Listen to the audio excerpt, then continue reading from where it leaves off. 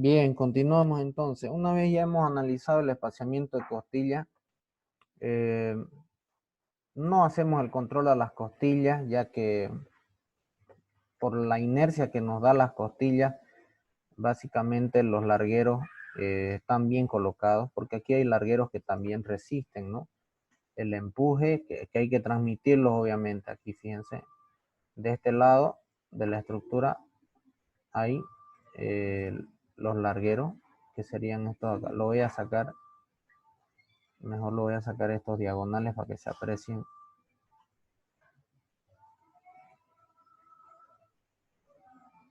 Ahí está. Ahora sí, a ver, veamos si se aprecia. Ahí está, ¿ves? Bueno, para que puedan ver el sistema, cómo se va apoyando. El tablero sobre las costillas. Entonces, cuando se controla el tablero, se determina el espaciamiento de costillas. Las costillas se apoyan sobre estos largueros, que son estos transversales acá. Estos que se ven acá. Estos dos. Entonces, se apoyan sobre los largueros. Y obviamente, por la inercia que da la costilla, esta es la sección transversal de una costilla, 1 pulgada por 3, fíjense. Ya vimos que en el cimiento, con una altura de 60, incluso una costilla de 1 por 3 aguantaba, ¿no? O sea, no se deformaba más de lo admisible. Entonces, por esa razón, es que no se hace el control a las costillas, pero sí se hace al tablero del fondo, a este tablero del fondo. Entonces, a este tablero del fondo le va a llegar una presión total, ¿ya? Vamos a determinar entonces cuánto vale esa presión total enseguida.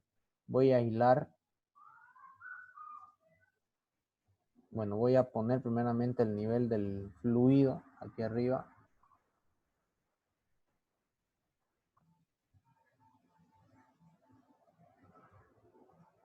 A ver, voy a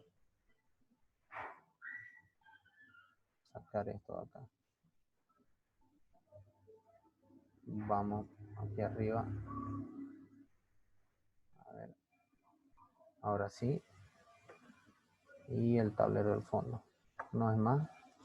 Aislamos. Ahora fíjense, el nivel está por encima a 0,45, ¿no? O sea, aquí vayan anotando estas dimensiones. Hay 0,45 metros. Ahí está. Es igual a la altura de la viga. Ahora bien, hay que analizar ahora, en este caso, una presión que se va a generar de manera vertical, ¿ya? Que va a ser de la siguiente manera.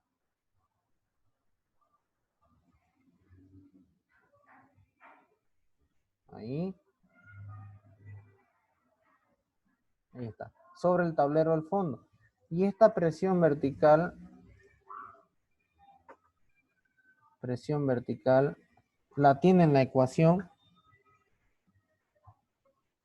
¿Cuánto es esa presión vertical? A ver. Vamos, que el jueves es su examen y tienen por lo menos que saber qué ecuación van a ocupar. Peso específico del hormigón armado por la altura de la viga y por el impacto de vibración, ¿no? ¿O no es esa? ¿O es la de silo?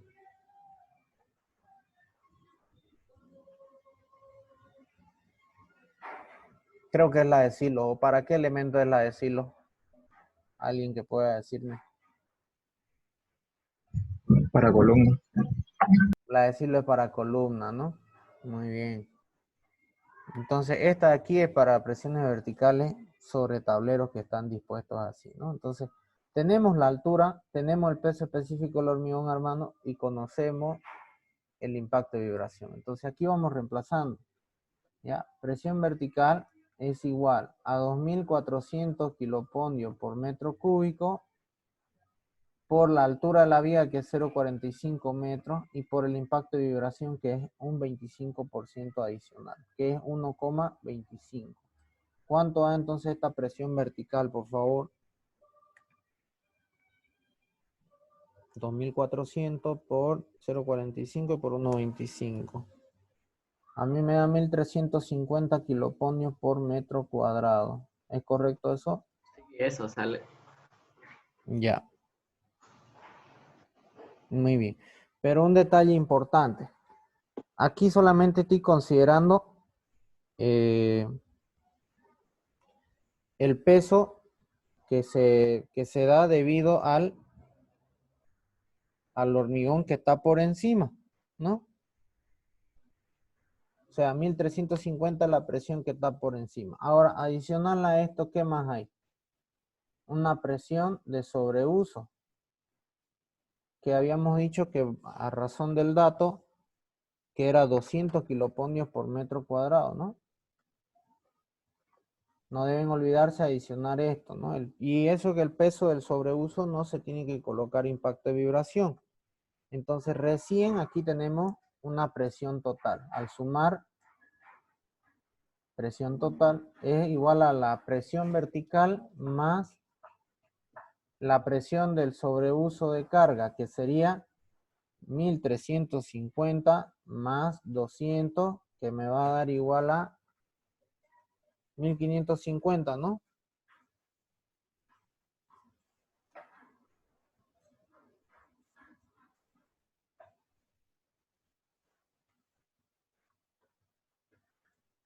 Vamos, vamos.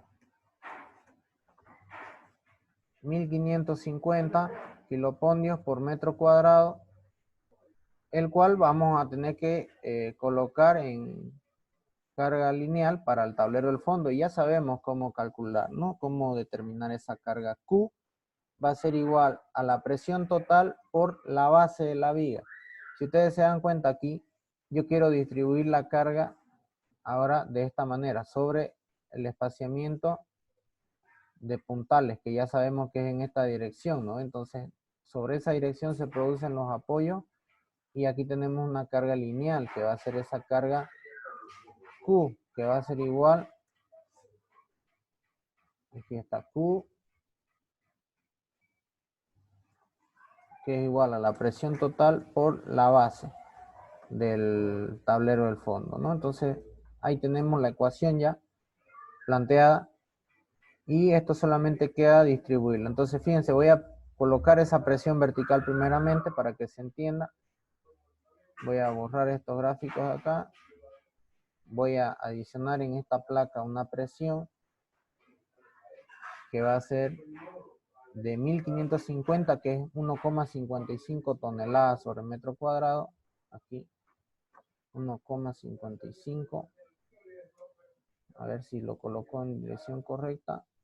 Está hacia arriba. Entonces aquí le coloco negativo hacia abajo.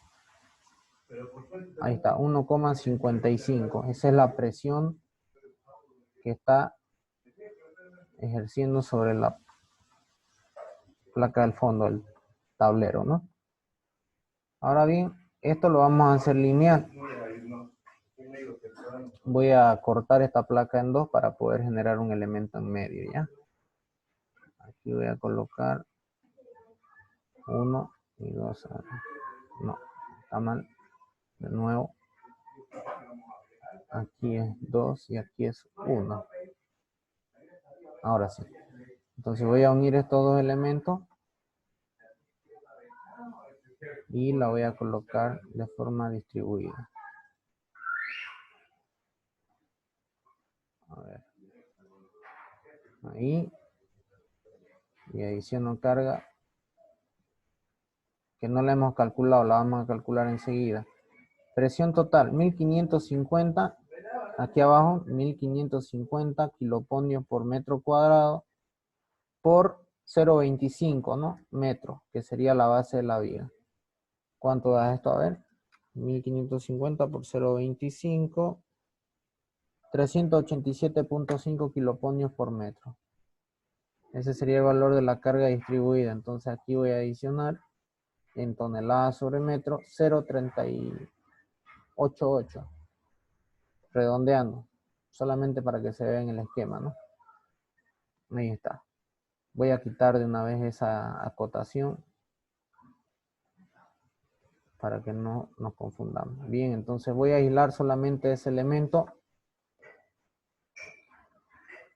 para que ustedes lo vean. Ahora, un detalle aquí. Yo solamente hice 2 dibujos, o sea, coloqué solo 2 puntales, pero no sabemos si a ciencia cierta va a ir 2 puntales.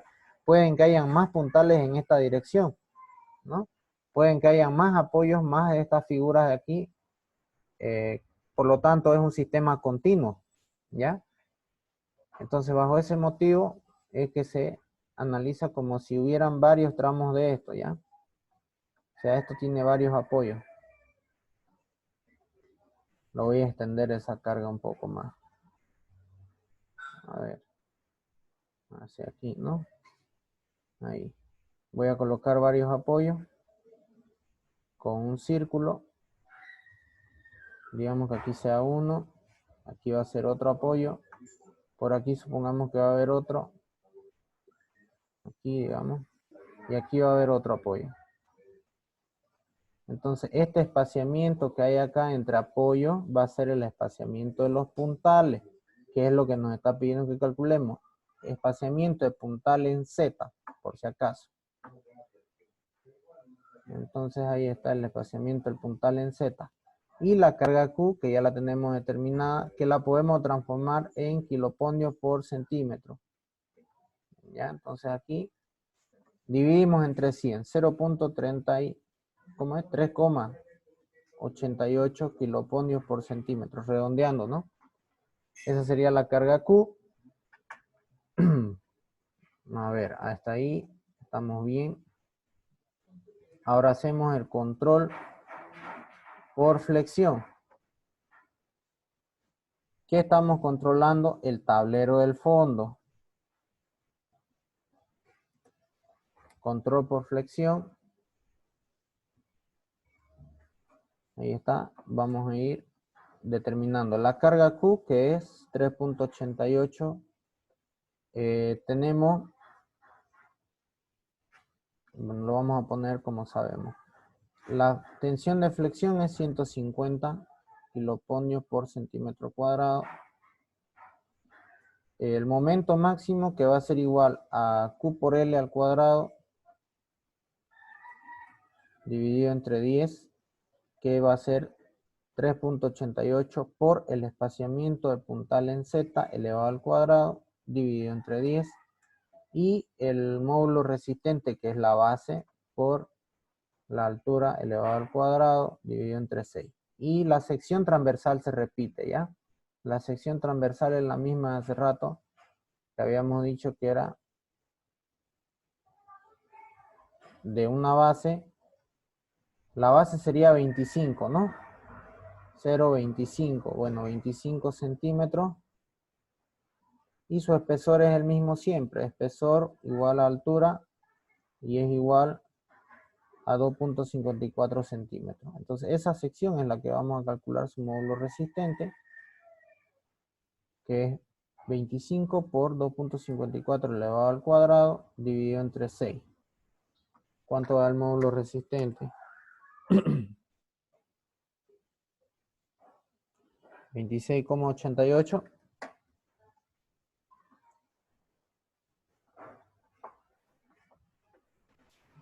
Sí, está bien. Ya. Reemplazamos entonces acá a un ladito. 150 es igual una línea de división. El momento arriba, que va a ser lo que ya tenemos ahí planteado. Q por L sería 3,88 por el espaciamiento puntal en Z elevado al cuadrado. Todo eso dividido entre 10. Y aquí abajo va el módulo resistente, que sería 26,88. De aquí obtenemos el espaciamiento puntal en Z. Por favor, díganme cuánto es.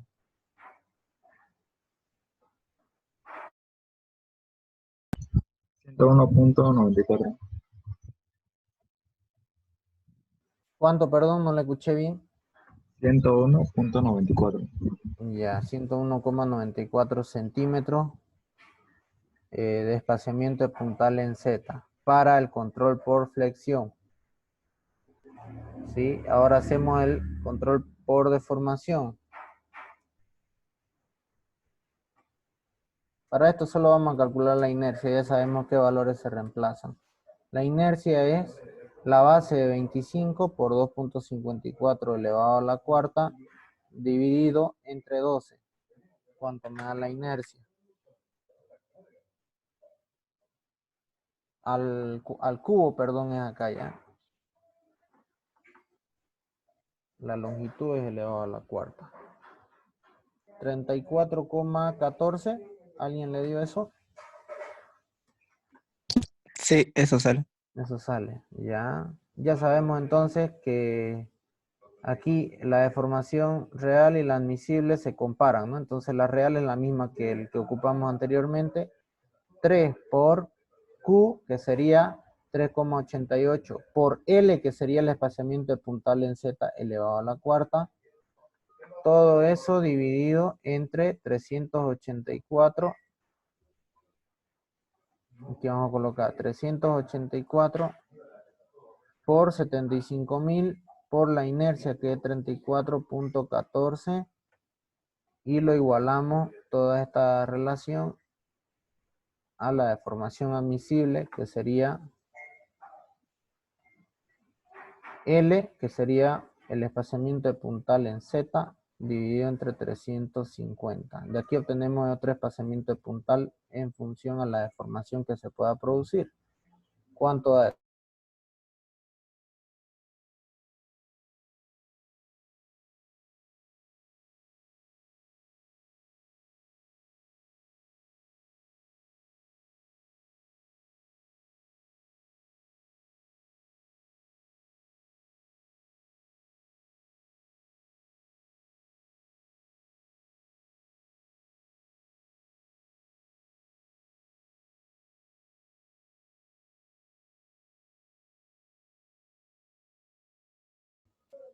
A ver, aquí me dio 62,26. ¿Es ese el valor? Sí, a mí igual me dio. Bien. Bueno, aquí difieren estos dos análisis. Están los dos controles y entre los dos, ¿cuál escogemos? Hemos dicho que en el caso de controlar las deformaciones y la flexión, tenemos que coger el menor espaciamiento, ¿no? A mayor espaciamiento son mayores las solicitaciones, entonces no me conviene que sean mayores las solicitaciones, yo tengo que darle más apoyo. Entonces, cuando les pida dimensionar, que puede darse el caso, ¿no? Puede quizás pedirle la base que debería tener la viga, aunque nunca ha ocurrido, pero puede pedirles, ¿no?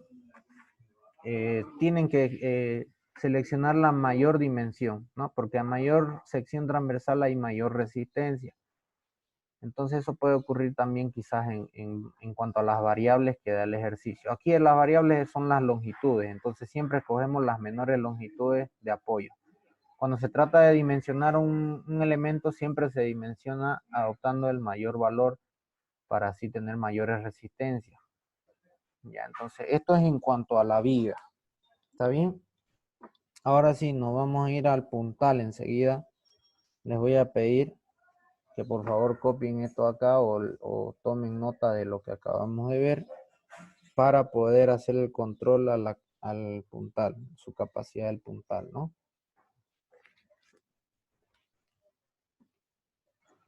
Adrián, una pregunta. Sí, dígame.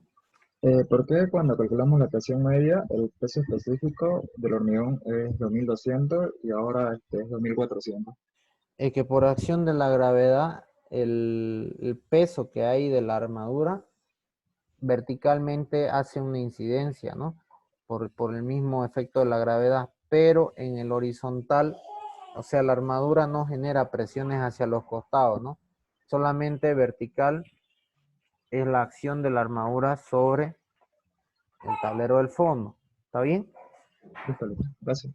Ya, eso anótenlo igual como una observación. Cuidado que adopten valores distintos, ¿no?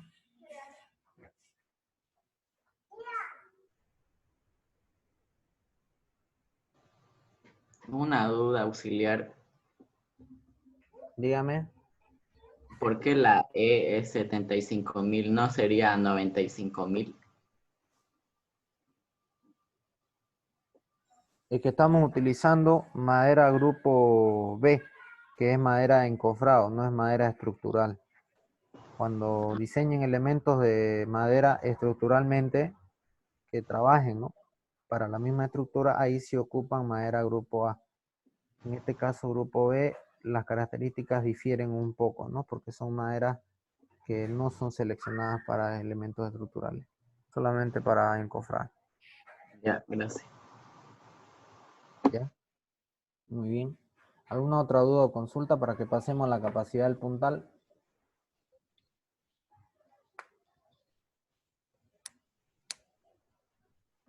Bueno, voy a borrar esto entonces y vamos a hacer la capacidad del puntal con el mismo gráfico que tenemos. Escogen la menor entonces, ¿no? Esta de aquí. 62,26 sería el espaciamiento. Bien, vámonos entonces a la capacidad del puntal. Voy a tratar de hacer una copia de esto acá.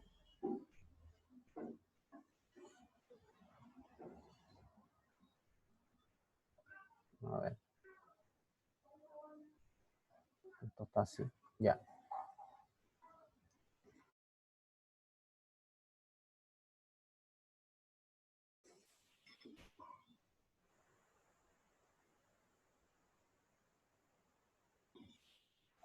Bien, entonces voy a copiarlo esto más allá. Como que haya un puntal más. En Z voy a darle menos 2 metros. Ahí está, acaba de generarse. Bueno, ahí está. Voy a generar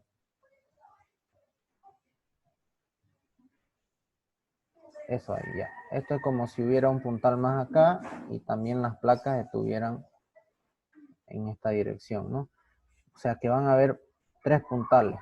Voy a escoger solamente esos de ahí. Esto.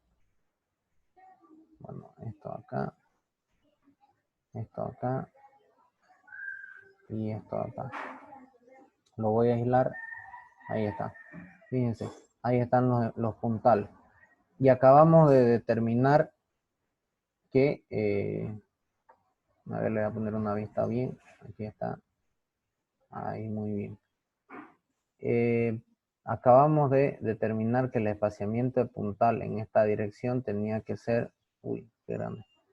No sé lo más chico. Ahí. Es 62, ¿no? 60 y... Me olvidé anotarlo. 96. 62,26 centímetros, ¿no? Sí. Ya. Ahorita no incide para nada el espaciamiento de costillas, por si acaso. Es este espaciamiento del puntal en Z. Entonces, ahí está.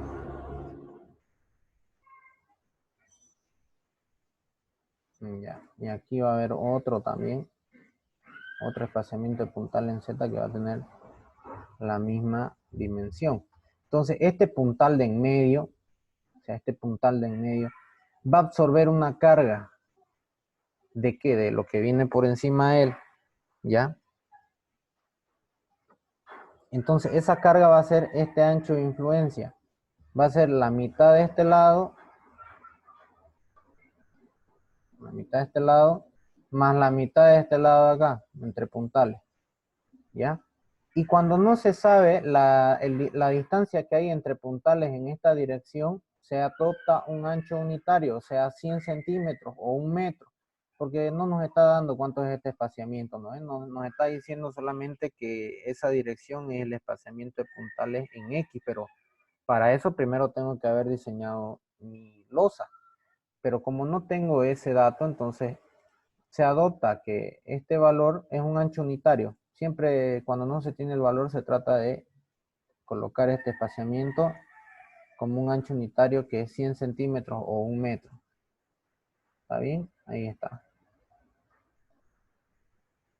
Entonces, tenemos esa longitud. Por lo tanto, también va a absorber de este lado 100 centímetros a la mitad y 100 centímetros a la mitad. O sea, aquí también hay espaciamiento de puntales en X es igual a 100 centímetros. Entonces, de este lado también recoge la mitad, que sería más o menos por acá. Ahí. Y la mitad de aquí. Entonces, ¿cuál es el área que incide sobre el puntal de en medio? Va a ser toda esta de acá, miren. Desde aquí hasta aquí. Esa va a ser mi área que absorbe el puntal, área sub P si quieren llamarlo. Entonces esto va a ser igual al espaciamiento de puntales en Z, que es 62, más el espaciamiento de puntales en X, ¿no? 62.26 más 100 centímetros. Fíjense que la mitad más la mitad obviamente hace el mismo valor, ¿no? De este lado 50 y de este lado 50. De este lado 62,26 a la mitad y de este lado 62,26 a la mitad. Entonces por eso es que aquí hacen un valor completo de 62,26 y de este lado también hace un valor completo de 100 centímetros. Quedaría, aquí perdón es área, ¿ya? Por, y aquí vamos a obtener el área total de absorción, que podríamos colocarlo en metro de una vez, sería 0.6226 metros, y esto es un metro, ¿no? Entonces me da 0,6226 metros cuadrados. Este ancho de absorción. Ya, aquí, esta área que absorbe el puntal. Entonces ahí está, esto vale eso. Y obviamente cuando nosotros analizamos un área, le llega una puntual, ¿no? Ahora aquí aplicamos un poquito el concepto de presión. Esto es el área 0,6226 metros cuadrados. Y la presión que le llega es la presión total, la calculamos hace rato. ¿Cuánto daba esa presión total?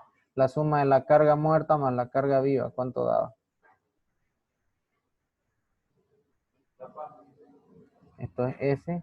550. No, no daba 550.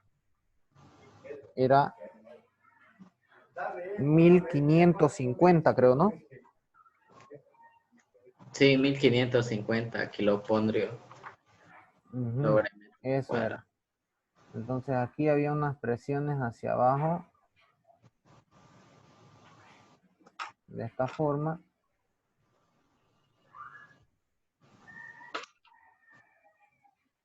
Ahí está.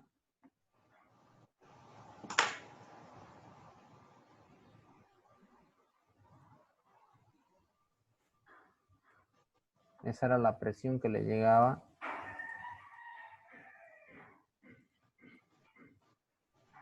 Y está el área. Ese es el área. Entonces, la presión más la vamos a colocar. Presión es igual a 1550 kiloponios por metro cuadrado.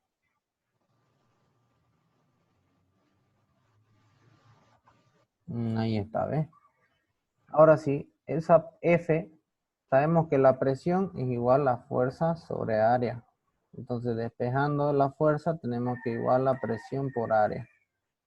1550 kiloponios por metro cuadrado por 0,6226 metros cuadrados. Y así obtenemos una F en kiloponios. ¿Cuánto da eso? 965.03 kiloponios.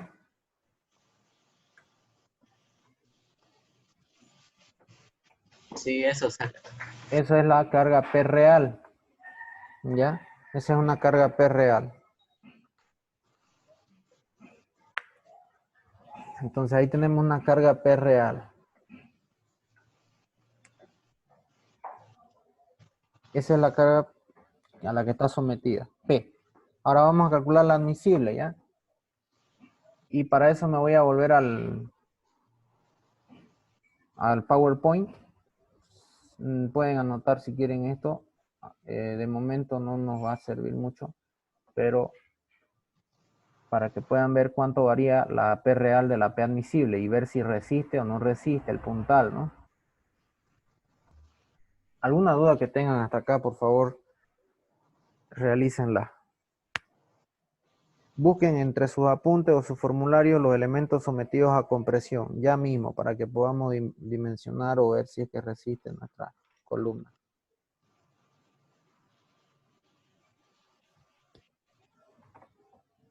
Vamos entonces al PowerPoint. Bien, aquí vamos a ir. Bien, entonces teníamos esa altura de 3,3 metros, la voy a presentar. Yo lo que necesito saber solamente es la altura del puntal. ¿Ya? Esta altura. Enseguida se las marco. Desde la base del cabezal hasta arriba de la cuña. ¿Ya? Esto de aquí es una cuña, aunque no lo he señalado. Esto de aquí es una cuña de 5 centímetros. Cuña 5 centímetros de altura. ¿Ya? Entonces, para encontrar la altura del puntal, o sea, la longitud del puntal, tenemos que hacer una resta. A los 3 metros, 3,30 que tenemos acá, le tenemos que restar la altura de la viga primeramente. Fíjense, voy a ir restando por la parte en medio. Entonces lo voy a hacer con diferentes colores a ver si se pueden ver. Aquí, creo que no se ve. Ya, aquí. La altura de la viga está ahí. Entonces esto es H de la viga, que es 45 centímetros. O 0,45 en metros. Aparte de eso, hay un tablero en el fondo. Fíjense, hay un tablero aquí en el fondo, que es de altura de 0,0254 metros, ¿no? Su espesor. Aparte de eso, hay una cuña aquí. Ya les mostré yo las dimensiones de la cuña. Bueno, este es el cabezal, perdón. El cabezal que es de 2 pulgadas, que sería igual a 5 centímetros, pongámosle de una vez, el cabezal, ¿no? Y obviamente de abajo una cuñita de 5 centímetros. Entonces esta longitud del puntal, fíjense, voy a ir haciendo la resta.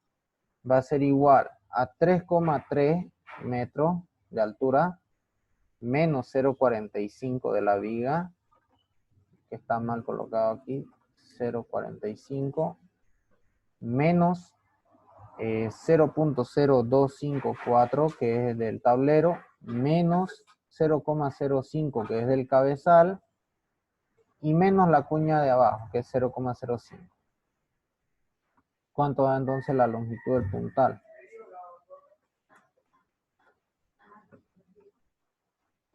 (3,3) menos 0,45 menos 0,0254 menos 0,05 menos 0,05.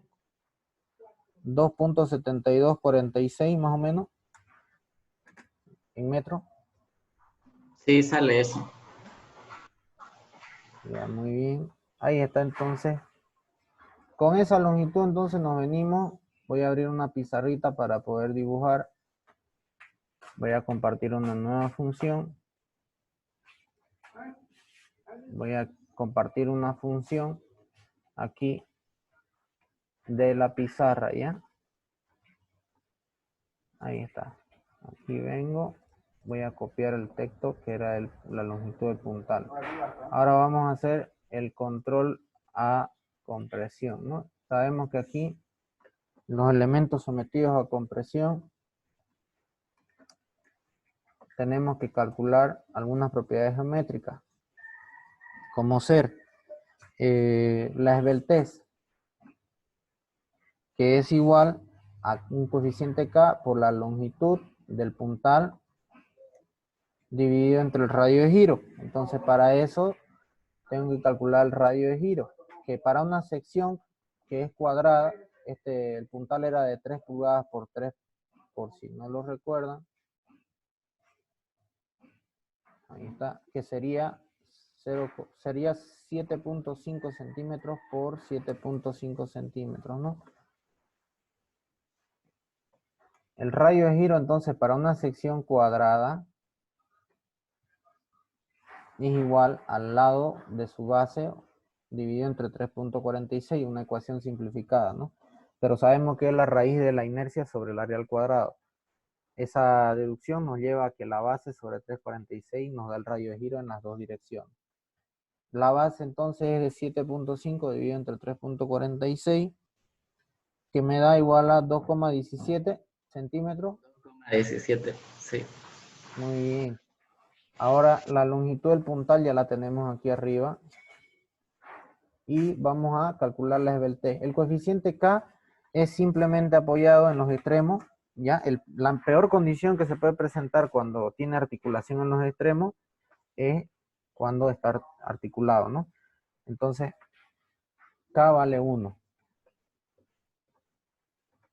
Ahí está. Por lo tanto, reemplazando la esbeltez es igual a 1 por la longitud, que en centímetros sería 272.46 centímetros, dividido entre el radio de giro, que es 2.17 centímetros. Me va a dar un valor adimensional. ¿Cuánto da eso?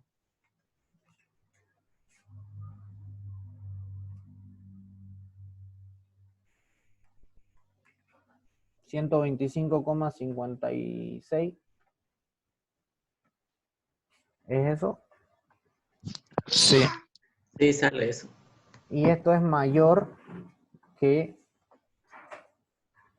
la esbeltez sub C, ¿no? Lo voy a dibujar, a ver, aquí para que se acuerden. La esbeltez sub C, que valía ¿cuánto para el madera grupo B? La esbeltez sub C para la madera grupo B, 58, ¿no?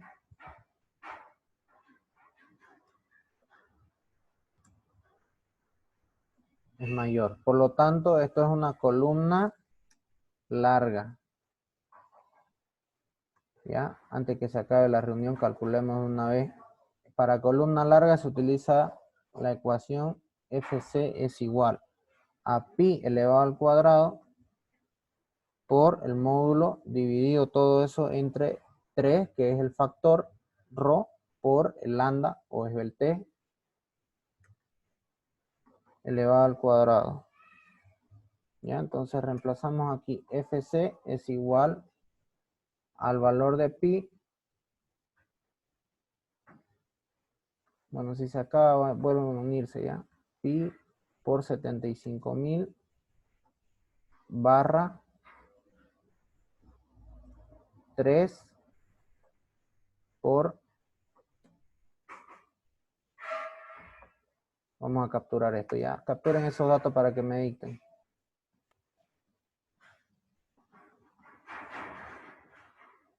$3 por 125,56 elevado al cuadrado. Y ahí tenemos un resultado de FC', ¿ya? Se vuelven a conectar para poder terminar el ejercicio, ¿ya?